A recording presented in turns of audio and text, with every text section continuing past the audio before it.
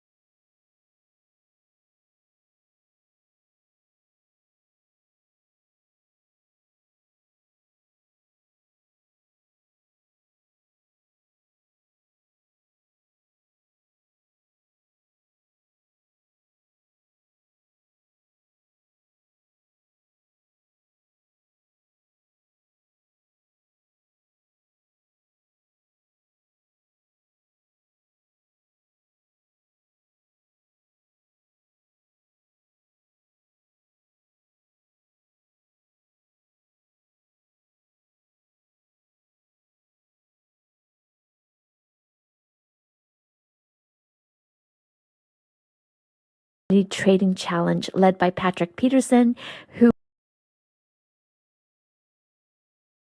was featured on episode 260, and Steve B., one of our hosts inside the community. This is in partnership with Darwinix. If you are interested in attracting investor who was featured on episode 260, the first one. Casey Trade Incorporated is a registered broker-dealer and member of FINRA, NFA, and SIPC.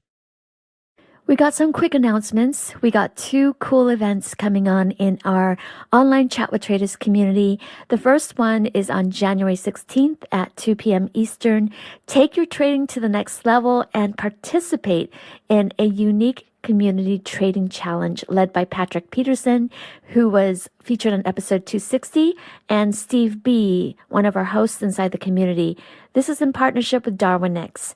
If you are interested in from your own trading and gaining more insight into your own strategies through data analytics, we invite you to join us in this information session where you will learn about the Community Trading Challenge program and learn how you can participate in this healthy competition with other traders where you can learn, improve, and enjoy the process at the same time.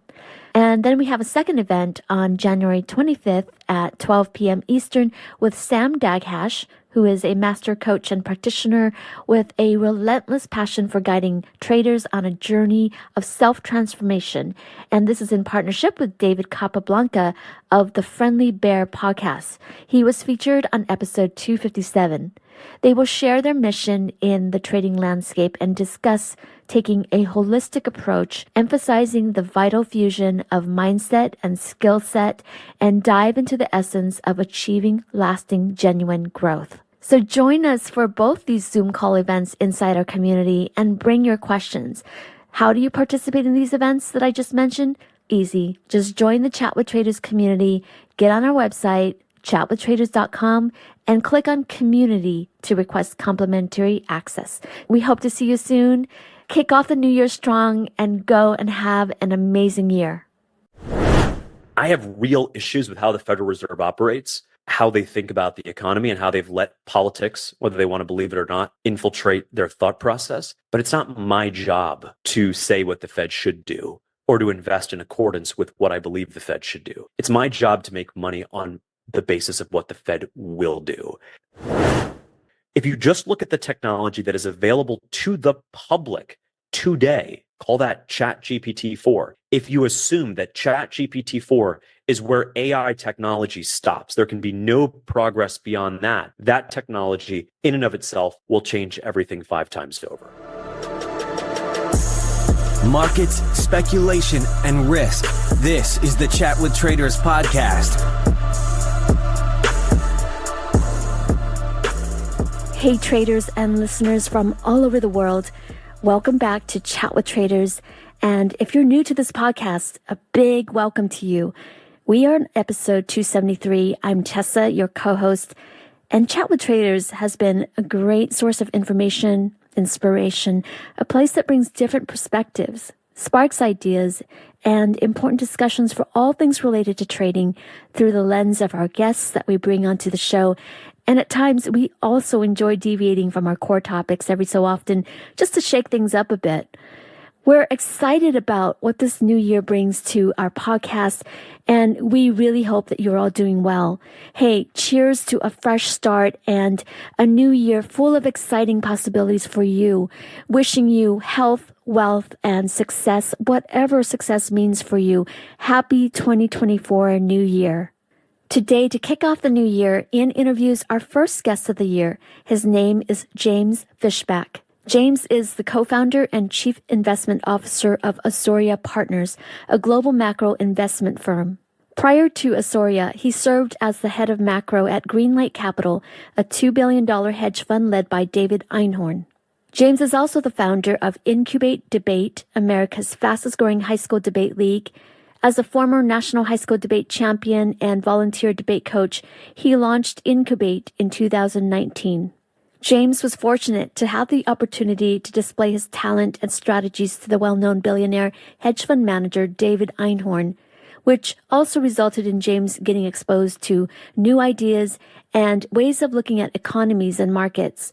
Unwilling to repeat the same mantra commonly put out by the financial media, James presents a fresh look why the economy and the markets have multiple silver linings. Please note, we at Chat with Traders do not endorse any specific political viewpoint on our podcast. Now, without further ado, ladies and gentlemen, we are so pleased to present James Fishback from Florida. Well, James, how you doing? Where are you at right now? I'm doing good. I am at home in Madison County, Florida, which is about 50 miles east of Tallahassee, 20 miles south of Georgia. I actually grew up in South Florida, in Fort Lauderdale. Was there until I was 18, went off to college up in Washington, D.C., and have been back to Florida since leaving D.C. in college. Well, okay, great. And what kind of topics did you study in school, and what was your area of interest? My technically my major was international economics, but I did a lot. I dabbled in a lot of cool classes. I took classes on the Second Amendment, on comparative politics, on history, the Civil War. So I tried to make the most of my college experience by trying to get many different perspectives and courses in. When did you first get into investing or trading? It was about the sophomore year of college. I was doing some undergraduate research with a professor and looking at the time, equity volatility and spending a little bit of time trying to wrap my head around that. Not easy stuff for being a couple years out of high school, but I was just fascinated by the idea, the puzzle, the challenge that it presented. And so I started getting involved. I went to a family friend who was a pretty wealthy individual who I connected with during high school debate. Her son and I had competed quite a bit on the national circuit. And I said, hey, I have this idea. I've been doing this research for a professor, and I'd love to try to make some money for you off this idea. And to her credit, she gave me a little bit of money to work with. And fortunately, that idea worked. And we spent the next year building out a portfolio of different ideas in a number of different markets. And that was really the beginning for me in a very earnest way. Mm-hmm. What kind of idea was that, if you could share? Sure. So this was the summer of 2014. And so equity volatility in the US was awfully low. Currency volatility was awfully low. And so it was just really thinking about how long that dynamic was going to persist. And then if it did end up unwinding as it did in late fall 2014, what would that actually look like? So a number of different trades to take advantage of mispricings in the term structure, in some cases vol being too high, in some cases vol being too low. And as there was a flash crash, I'm sure some folks will remember there was a flash crash in the US Treasury market in October of 2014. And that's really what kicked a lot of the vol higher and made this idea work out. I've noticed in many of your previous interviews that you like to spend a lot of energy focusing on economic issues, and I'm curious what makes economics interesting for you. What makes it interesting for me is you never really understand it. It's constantly changing. There's always something new going on. I mean, take today, for example. Today's January 5th. We had a big jobs report at 8:30 here in the US. At first blush, it was stronger than expected. So the bond market started to sell off because the market had priced in a lot of easing, a lot of cuts from the Federal Reserve. And so the thinking was, hey, we got a strong jobs report. That maybe means the Fed doesn't need to cut 6 or 7 times as the market is pricing. And so that's exactly what happened. The bond market sold off, started to take away some of the cuts that were priced into the market. And then an hour and a half later, we have an ISM non-manufacturing release, which shows that a survey gauge of employment was actually at the lowest level since July 2020, and that spooked the market. And so all of a sudden, in just a matter of about 5 to 10 minutes, you unwound the entire sell-off in the bond market and then added some on top of that. And so for me, it is the challenge of anybody can look at the data. There's a piece of data in the economy in some way, shape, or form that can tell the story that you want to tell. That can find some piece of data that shows uber pessimism and one piece of data that shows that inflation is going to 10% in 6 months. What's tricky, Ian, is how do you weigh the data? Which data is more important than others? And how do you look at data comprehensively to tell a bigger, more objective story about what's going on? Now, of course, as your listeners will know, as you will know yourself, Ian, when we're investing, when we're thinking about global macro as a trading strategy, we're not necessarily trading the data. Very rarely are we saying, well, this position will as a necessary fact, this position will do well if inflation goes lower. No, this position will do well if the jobs report comes out higher tomorrow. No, there is a reaction function, and so when we think about economic data, we're viewing it from the lens of what the Federal Reserve will do with that data. And so one thing that I'm constantly reminded of is that to really invest on a macro basis, you don't just have to think about the data. You actually think about how the number one actor in the markets, the Fed, is going to react to that data. Because if they're going to ignore the data, I mean, let's think about it. The Fed cut to zero in December of '08, didn't hike rates for 7 years until December of 15. And so pretty much no matter the data release you got, great jobs, poor jobs, whatever, the very, very front end of the treasury market, call it the 1 year or the 2 year part of the curve, 2 year treasury yields, were almost always muted as a result of the data because you got the data right, but the Fed was stuck at zero and stayed there for years. And so it's about balancing those two. But frequently, we don't get updates from the Fed every week, right, on how they interpret the data. Isn't there a lot of kind of guessing going on of like, well, based on past history, Chairman Powell doesn't really look at these types of economic releases, and so we're going to presume that he's not going to look at it this time that much anyway, right? And then isn't it a lot of kind of guessing in between the Fed meetings? It absolutely is. And a lot of it too, Ian, is what the market thinks is important for 5 minutes may not be important 35 minutes later. And so there's this great quote from a couple of years ago that high frequency traders, which represents an increasing share of the market these days, that high frequency traders know the price of everything but the value of nothing. And so you could get a data release that has little to no impact on what the Fed will do at, say, the March meeting. And yet the market will whipsaw, be that the stock market, be that the currency market, the interest rate futures market, will whipsaw on some data release. And all of a sudden will obsess and say, this is it. And yet here we are. And actually half an hour, 2 hours the next day, we've completely retraced the move and then some. And so I've found a lot of value in terms of a trading strategy in thinking about fading the extremes. When the market misunderappreciates, I'm coining that word here, when the market misunderappreciates or misoverappreciates a particular data point, and you know that the Fed has historically or hasn't really mattered for the Fed, and that's a really interesting dislocation to take advantage of. So I understand that you worked with the famous David Einhorn. I did. Anything that you learned from him? Yeah, I learned a great deal from David. I was working at the time, was running my own fund in the spring of 2019, and I saw David was talking about the Fed in an interview, and so I pinged him on Bloomberg. I said, this Fed meeting is they say they're not going to cut, but if you look back at the '98 playbook, the 1995 playbook, it actually looks like there's a real chance for them to cut if the trade war continues on the path it's going. And so we structured a couple of trades around that view. And to David's credit, he put them on, put a trade on from a random kid who had reached out to him over Bloomberg, and those trades worked out. And then so over the course of the next nearly 2 years, I had the opportunity to work with him externally to build out a macro portfolio for Greenlight to help think about, okay, what are some really interesting trades, but more importantly, actually, how do we go about structuring those trades?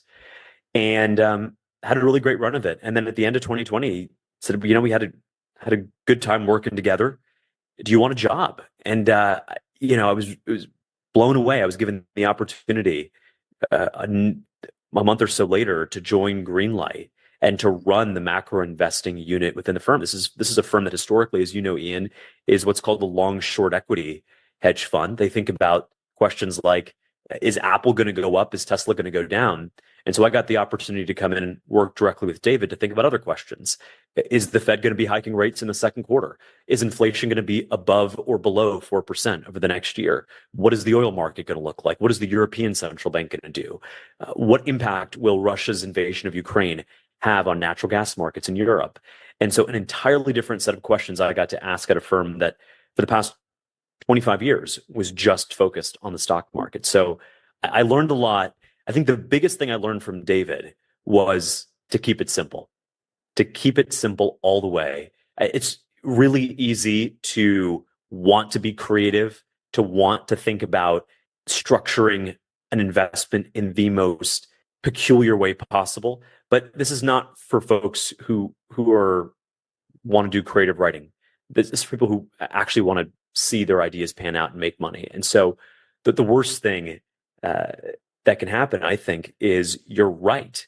You made the right call, but you actually ended up losing money because you didn't end up structuring the trade. And I don't mean this to say you bought the wrong thing, but you maybe did a particular option structure where your exposure to the underlying changed with time, or changed as the direction of that underlying went in a different direction. I'm reminded of a quote by Stan Druckenmiller where, there's something in the options market, in the exotic currency options market, called a knockout option.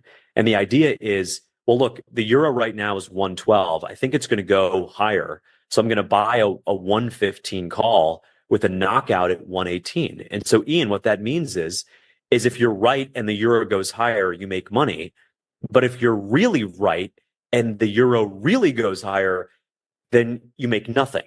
And so this is the type of creative cuteness, too cute by half, that David was really against in principle. And so it was cool thinking about, okay, cool, how do we have the right thesis? But then how do we really go out and operationalize that? And so I spent a lot of time doing that at Greenlight. So rumor has it that you like lemon head candies. How are these treats metaphors for the Fed and the economy? Yeah, I do. It's one of those rare times where you get to talk about your childhood in this business.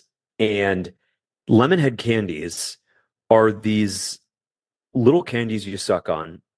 You put them in your mouth, and the first thing is this burst of sour. That's the first sensation, is this burst of sour taste, lemon taste. And then as you suck on them for a minute or two, they become sweet. And so think about that, Ian. You put them in your mouth, sour, and then after a little bit, they become sweet. The Fed starts hiking rates in March of 2022. Then they go 25 basis points a meeting, 50 basis points. June comes around, they're doing 75 basis points a meeting. They do 75 basis points for the next 3 consecutive meetings. Stock market doesn't like that very much. Credit market doesn't like that very much. That's the sour. And then 2023 comes around after the stocks are down 20% the year prior, after all of this tightening from the Fed, the most aggressive pace, by the way, since the Volcker days. And things start to change. The economy actually starts to look better. The pessimism gets defied at every single term. As Nick Timmeros in the Wall Street Journal wrote earlier last year, it seemed like the recession was always 6 months away. And the reason for that is because in today's economy, the way that the US economy is structured, higher rates does not necessarily mean lower growth, more unemployment, and less inflation. In fact, it means the opposite. And here's how. If you're a business and you've got two sides of the balance sheet, you got your assets, you've got your liabilities.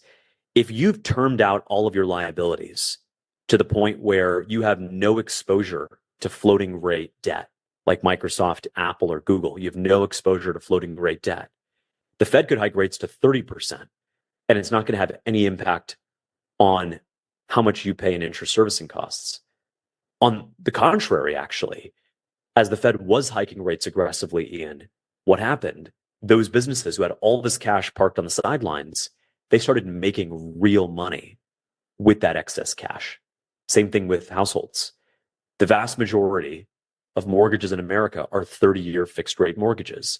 And so when folks either bought homes for the first time or refinanced, we're one of the 14 million homeowners who refinanced in the 2 years around the pandemic, they locked in low rates, not for 6 months, not for 9 months, but for 30 years.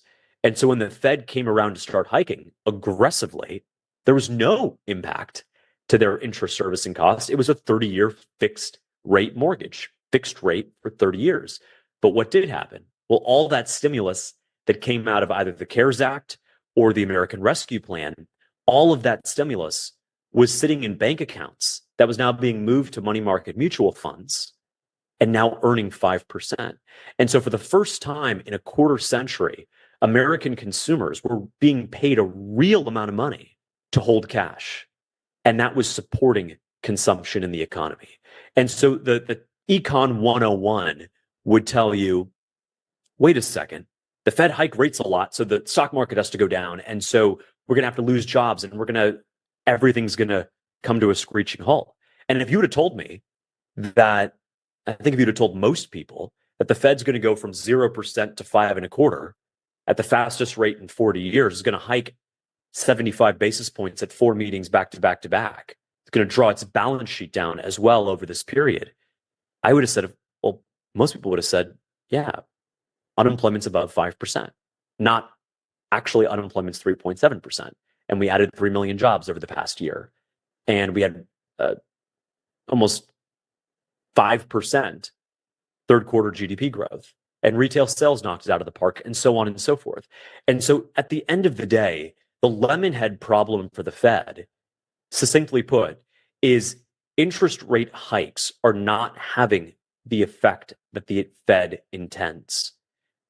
They're not having the effect, much like, by the way, the rate cuts from 2008, 9, right? That entire period of quantitative easing, that monetary stimulus was not having the effect that the Fed wanted. The Fed wanted to use quantitative easing, use things like Operation Twist and 7 years of zero rates to boost the economy, to increase job growth.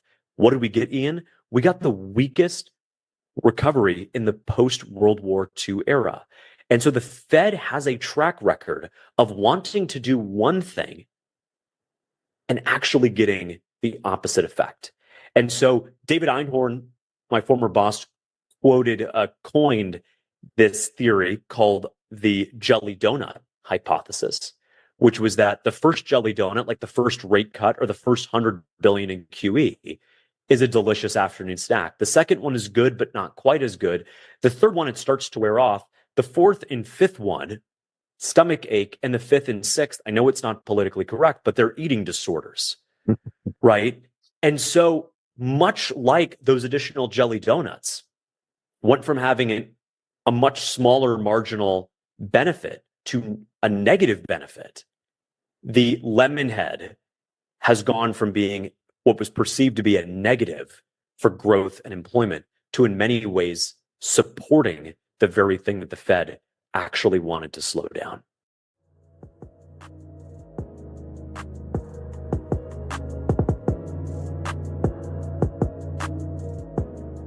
Chat with Traders is brought to you by Trade the Pool. Are you a developing or seasoned day trader who trades the U.S. markets? Is the only thing stopping you from getting to the next level is having enough capital to trade? Trade the Pool is a unique online stock trading prop firm that funds stock traders worldwide. Not having to risk your own capital can help you focus on other things like making better decisions on your trades. There's no PDT rules to worry about. You got more than 12,000 stocks and ETFs to trade, long or short, and professional tools at your side. How you get funded is you show them your skills through a straightforward evaluation process. Once you pass the evaluation, you get funded and trade with their pool of money and split the profits. As a funded trader, one-on-one coaching, guidance, advisors, and mentors are included. Don't let the lack of buying power, capital, or fear of losing your own money prevent you from taking your trading to the next level. Visit tradethepool.com/chat to learn more.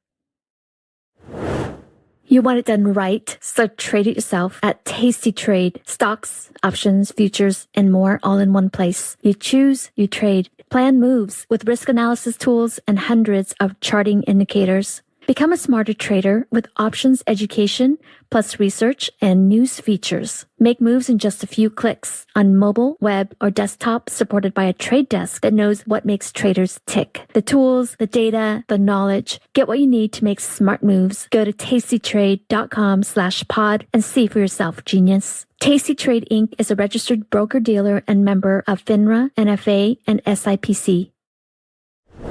Chat with Traders community now offers its own live trading room with professional day traders Patrick and Steve. Patrick, a former guest on episode 260, now trades for a leading Swiss hedge fund. He has been inspiring and guiding newer traders to take their trading to the next level. With over 17 years of trading experience, Patrick is a passionate expert in the markets. His live trading room partner, Steve, is a funded trader with multiple prop firms. He efficiently manages his own trading accounts, and he has been consistently profitable for the past 2 years. Both traders bring their unique focused trading styles in the live trading room. All their trades are executed in real money accounts with complete transparency in performance. If you are interested in observing their trading techniques and gaining valuable insights during the U.S. morning session, we invite you to join Patrick and Steve in the private live trading room of the Chat with Traders community. Being in the presence of professional traders and observing how they trade can be a very valuable part of your learning experience. For more details, please visit chatwithtraders.com/community.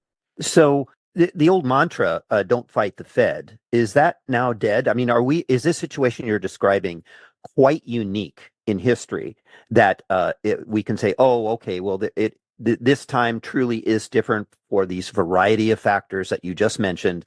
And in a normal situation, interest rates go up. You should sell the market because, I mean, after all, we look at the market today and it's higher than it was in the bubble times of late 2021. Yet interest rates are still higher. What does that say? Are we having a kind of a melt up market? I mean, what's driving this market to new highs, despite the interest rates being high and quantitative tightening in effect? Yes, it's a good question. And the fact that the market has done as well as it's done since early November, as rates started to come off, but especially since that last Fed meeting, it's raised a lot of questions and a lot of eyebrows. I think the biggest thing is that this time in many ways is different. And I know that people will latch onto that phrase one way or the other, and they'll say this time is different without any credible evidence. And then they'll say, no, it's not. This time is never different without any credible evidence. Well, allow me, if I may, to present that credible evidence, because I'm a former high school debater. And so I think about the evidence that you actually need to make these points. And so here's just the facts. Over the period that the Fed was raising rates, corporate net interest payments in the United States have gone down 5 quarters in a row and are now down 25% from where they were when the Fed began raising rates.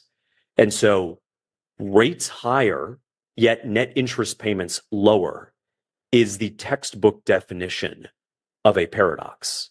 It's like saying you're going on a diet and you're doing all this exercise and you're eating all these kale chips, but you're actually gaining weight. And so it's difficult to see the Fed meaningfully bringing down inflation from here. And by the way, we're still well above the Fed's target. Yes, we're well off the 7, 8, 9% highs of 2022, but the Fed's inflation target is 2%. To get the type of return to inflation at 2%, you really need to see demand destruction. And you're not seeing that in this environment. The economy has actually surprisingly held up well, given high rates. The question of whether the Fed is going to cut rates in 2024 is actually less of a economic question, to tell you the truth, and it's more of a political one. I've never believed the idea that the Fed is some independent body just because they say so. The DOJ says they're independent. The FBI says they're independent. The IRS, which when it was auditing conservative organizations under President Obama, swore they were independent. So your independence is not So just because you woke up one day and said you're independent, your independence has to be earned. And I got to tell you the truth, Ian, the Fed has not earned one iota of independence. And here's why. Just one example.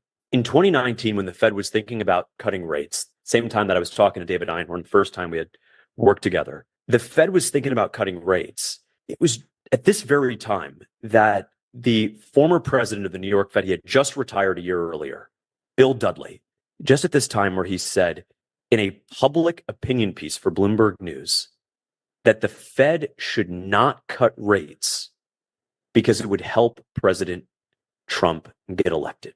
That is exactly what it was.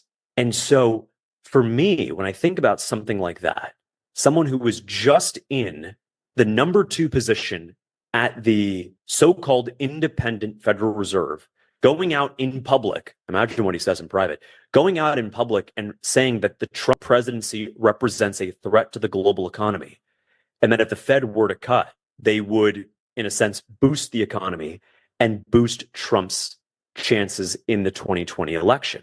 Take it a step further. That's just one example. Let's take it a step further. For every Republican economist at the Fed, there are 10 Democrat economists. 10-to-1 ratio. Take it a step further than that, Ian. $900,000 was donated from Federal Reserve staff to political campaigns in the 2020 election. 97% of that went to Democratic candidates and causes. That's higher than Harvard University. Of every dollar in Fed donations went to the Democratic Party. And so whether they want to think they're independent or not is not even the point. Maybe they genuinely do believe they're independent. But just like our universities have sworn that they are independent, you can't be independent and can't have diverse viewpoints when 9 out of 10 of your staff members are of a political party, and when 97 cents of every dollar of your political donations go to that political party, and especially not when the number 2 at the entire Federal Reserve System says, well, you can't cut rates, this is going to help Trump. And so what does this all mean for where we are today? The Fed represents the Washington elite. They're in their own little bubble, and this bubble believes a couple of things. They believe that January 6th was the worst day in American history. They believe that Donald Trump represents an existential threat to American democracy and to the global economy. And they just believe that, much like you or I would believe that it's sunny outside right now, which it is. And so why wouldn't they, in their own subconscious way, well, you know, we've hiked a lot and inflation on this particular metric has come down and we need to take a little bit of insurance. We need to recalibrate policy. And so it's besides the point. They're going to cut this year. They're not going to cut too much, because if you cut too much, you actually end up leaving fear in the market about, wait, hold on a sec, what does the Fed know? And that would actually have the opposite effect. So I could very much see a 1995, 1998, 2019 style